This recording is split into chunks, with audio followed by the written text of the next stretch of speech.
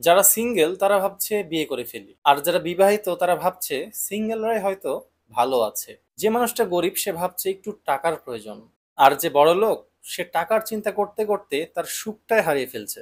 আজকে যে বাচ্চা সে ভাবছে কবে বড় হব, আর যে বড় সে ভাবছে ইস, আবার যদি বাচ্চা হতে পারতাম। পুরো পৃথিবীটা আসলে এমন, কেউ কোনো দিক দিয়েই পুরোপুরিভাবে সুখী নয়। যদি আমি আপনি অন্যজনের দিকে না তাকিয়ে শুধুমাত্র নিজের দিকে তাকাই, তাহলে দেখবেন নিজের অবস্থান থেকে আমরা অনেকটাই সুখে আছি। ধরেন একজন মানুষ সাইকেল চালিয়ে যাচ্ছে, তার সেই সাইকেল চালানো দেখে পাশের একজন মানুষ ভাবছে ইস, আমার যদি পা থাকতো তাহলে আমি তার মতো করে সাইকেল চালাতে পারতাম। অথবা একজন মানুষ বাইক চালিয়ে যাচ্ছে, পাশে থাকা আরেকজন মানুষ চিন্তা করছে ইস, আমার যদি একটা সাইকেল থাকতো।